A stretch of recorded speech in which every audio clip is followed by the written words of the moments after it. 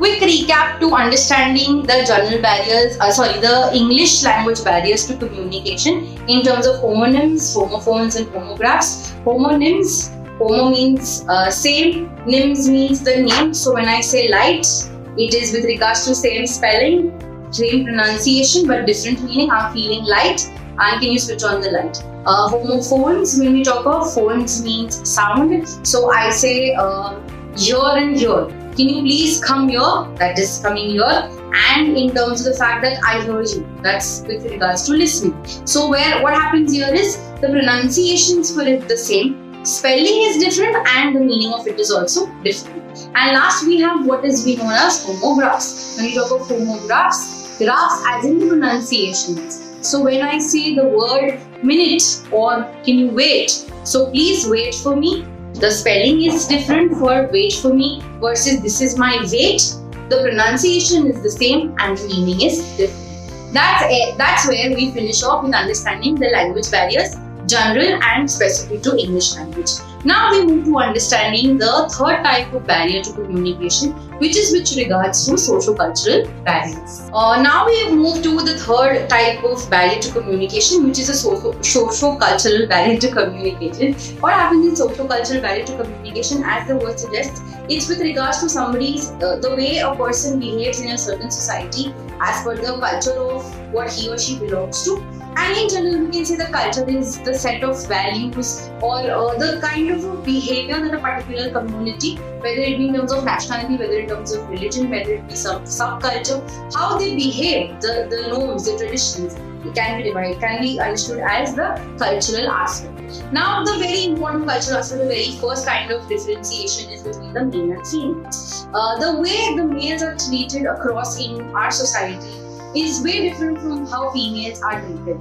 Males, somewhere down the line, have been given a superiority status. They are things in larger section of the world is where the guys are the decision makers. They are the ones who inherit the family property, the ancestral properties. Of course, the situations are changing. But still, when we can compare it with the Western countries, in Western countries, the way the male and female are, they are at par. In the Eastern, whereas the Middle Eastern countries, the females kind of are still one level lower. We also read the same thing in the newspaper, that there may be a lady female CEO versus a male CEO of an organization, but in terms of the wage, the parity of differences is quite evident. So socio-cultural parameters, and that's how it's been for ages. The males always have a superior hand. They have, in a way, they also have a superiority complex. Sorry for all the males out there, but then that's how they are. Right? It's the girls who basically leave their family and go to stay with the guy's family after marriage. So that's how we can say that there is a male and female divide. So when there is a communication between a male and a female, maybe somebody who is an Indian versus in Western. So where Western, the girl and boy are at par versus in Indian, where the girl's one level lower to the guy, their communication can act as a difference. Second, we understand from the world perspective is the Eastern and Western world differentiations or breakup. The Western countries are more progressive. Their outlook towards life is completely different. They have more of an open culture kind of a policy. Whereas in the Eastern culture, in the Eastern places like India as one of the examples, we have a lot of more respect. We still greet our elders. We stay in a joint family. We do not believe in taking individual decisions. It's more like a family orientation concept that we have. Whereas in Western country, as soon as a child turns 16, he's expected to probably start finding a job for himself, looking after his education. The concept of getting married also, when we talk of the Eastern Western culture. In the Western culture, apparently speaking, it's the girls and guys' responsibility to gather in money and to celebrate the wedding as per their financial capability. Whereas when we look at these Eastern cultures, specifically when we talk of India, in India, it's in a way the parents' responsibility to get their kids married, to look after the expenses of the wedding functions. So these two parameters, we can say that Eastern-Western world culture can act as a barrier to communication, and when they're communicating on these two grounds, it's going to be a hell lot of a difference. Then we come down to the North and South Indian territory. We know that in North India, the kind of weather, the kind of climatic conditions, the kind of food preferences, the kind of dressing preferences is way different than what it is in the South. The North people are very comfortable with the whole concept of drinking. No functions apparently have a say without the alcohol parameter into it, whereas in the South, alcohol is in a way prohibited. They wouldn't have alcohol served at the religious functions, weddings, sangeet, XYZ. When we talk of the North parameter, the food habits that they have, they believe in eating proper roti, sabzi, dal, chawal concept. When we look at the South, they are more into the rasam, rice, vada, idli, that kind of food preferences. In terms of the wedding, not just wedding, but in terms of the regular clothes also, we know that the northern part of India has extreme climates, too hot, too cold. So depending on being too cold, they have those long coats. They have a house that's pre-installed with heater as well as an AC. Whereas in the South, the concept of heater doesn't exist only. It's more or less like pretty hot throughout the season. So they prefer wearing lungis in their houses, and even to certain weddings, they may wear good quality, good looking dhotis or lungis as they say, but they wouldn't shy away from wearing the same. So those levels we say that we are differentiating in terms of the socio-cultural aspect. Then we look at the greeting concept. Now in India, whenever we meet strangers or whenever we meet somebody who is, in terms of our status higher, whether it be in terms of the hierarchy of an organization or in terms of meeting informally some elderly relatives, we always greet them with a namaste. We always leave a certain distance when we're communicating with them. But with Western culture, they believe in proper handshake, and there maybe the physical distance or the proximity is not much of an issue. A girl and boy can stand close to each other and it will not be taken wrong. So the way you greet, in terms of India and China, so China or the Japanese people have a habit of bowing down 3 times, and that's how they greet people.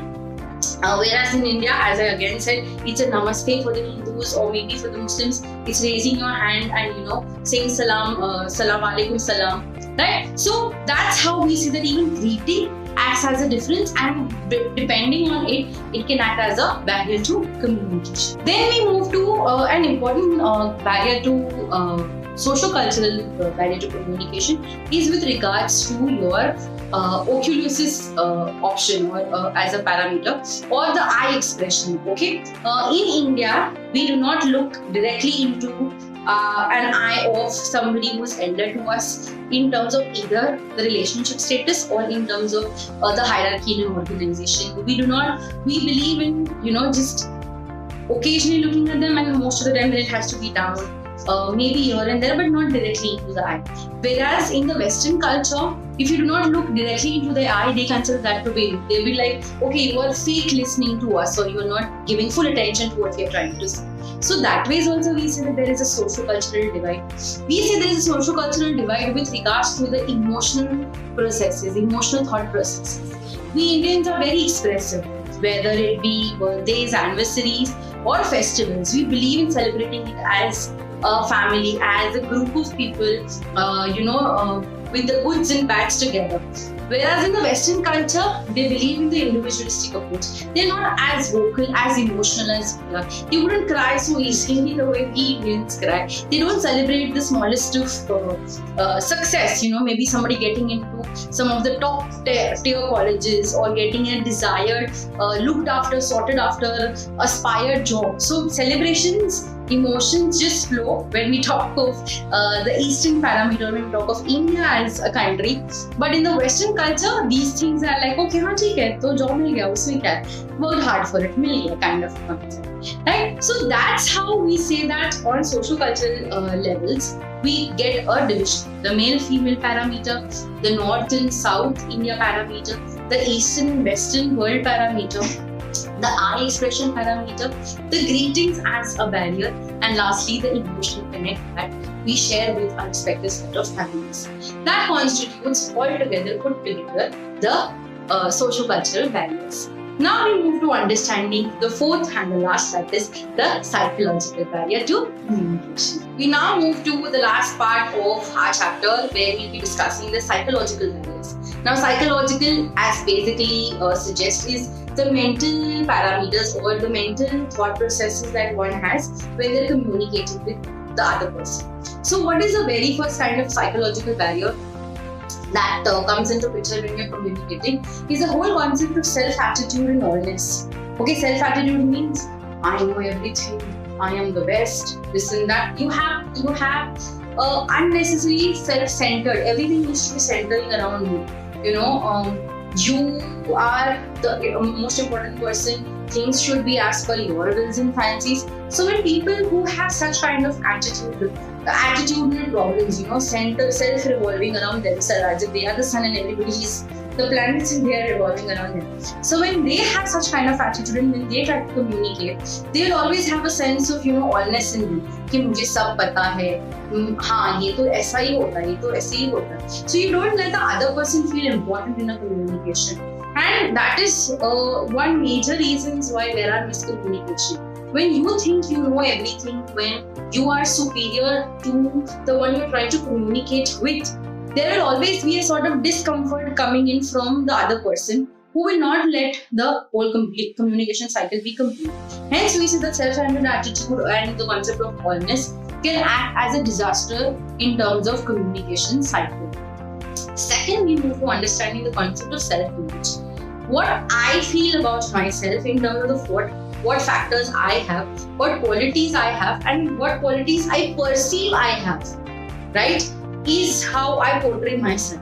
So if my self-image is real good, I really think good about me, not in the negative, not in the overconfident manner, but in a journalistic manner, that okay, I am good with this, I have a certain flaws, but I'm good with this also, and what I'm good with is what, nothing is going to change what I'm good with. Or the other way around, where I undermine my potentials or my caliber to the lowest level, and I never accept the fact that I am good with it. People may keep telling me that this, but I just don't believe it. So the self-image that I have about myself, positive or negative, best is to be neutral. You accept that you have good things, and then you also accept that you have certain flaws. But if it's on the higher side, it goes up to be your self-attitude, the self-centered attitude. If it is on too lower side, again, people will not want to communicate with you because you're always trying to put your own self down in a communication. So a well-balanced kind of an attitude works. Then we move to understanding the third kind of a psychological barrier from the point of view of understanding what is halo and horn effect. Now, halo and horn. In most of the fairy tales mythology, we would have seen that when we talk of fairies, we talk of angels. They were these feathers around themselves. Okay, cute little wings, feather kind of wings, and they have a light kind of a thing on their head. Like a circle of light on their heads, and they're very pure, pristine. Right? When we talk of the devil, the wicked characters of our life, they are kind of reflected through people who are like black and have a lot of like horns on their head. So from that we have derived the concept of hollow and horn effect. Hollow effect, since we said it's more of an angelistic, fairy kind of a concept, is like you like a person a lot. So you will always tend to agree to what the person is saying. That's like a halo effect. फिर वो wrong भी बोलेगा, तो you will tend to agree to it, flow with it, do as he or she says. Whereas the opposite of it, total eclipse effect, known as the horn effect also, is where you dislike the person so much that whatever he may tell you may be for your betterment, but since you dislike the person, you are never ever going to go with what he or she said, never ever going to accept his or her suggestions. So when you're having a communication with people whom you like and you kind of flow with it because you really love them, okay, we say that they are in the halo effect. Whereas when you're in a conversation, you do not agree with certain person, even if the whole group agrees that that person is right, but because you do not like him, we say that you follow the horn. So there are psychological barriers. Then we have the concept of understanding slant or polarization.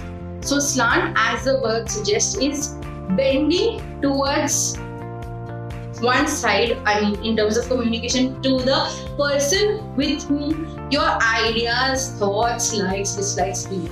Okay, that's different from hollow and horn effect. Is you may just be friends with a person, but when they're having a conversation about certain beliefs that go against you, you may in general like them, but you will not like to communicate with them. You will be like, nahi yaar, aise nahi hota hai.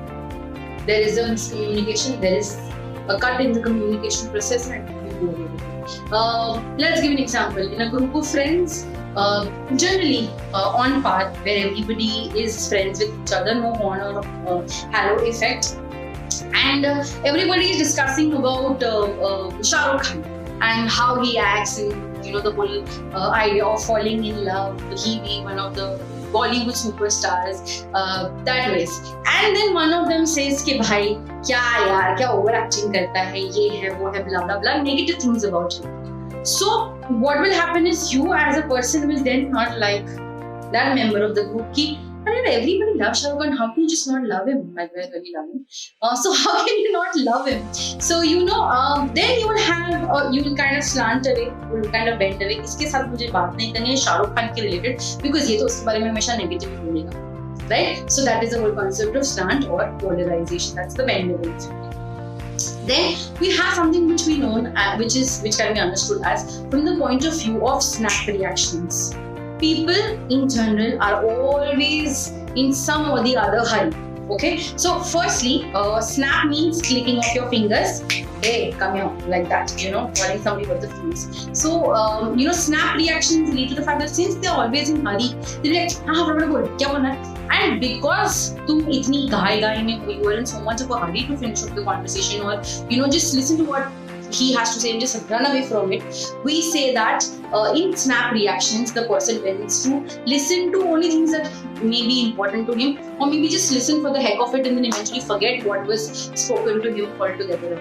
That's where, again, we play on the mind games, because you are in constant hurry, you're not comprehending what the person is saying and trying to move away from the conversation. So with this, we finish off the psychological barriers. We'll quickly look at it. That is the self-centered or the allness attitude, the self-image of how you perceive yourself to be, right?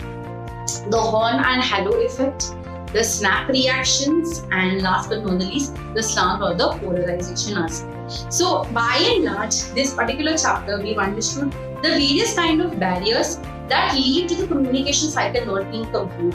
The physical barriers, the psychological barriers, the social-cultural barriers, and the semantic type of the language barriers. And we now move to the next chapter, where we'll be discussing about the listening and hearing, the two important aspects. What it is, let's look in the next chapter.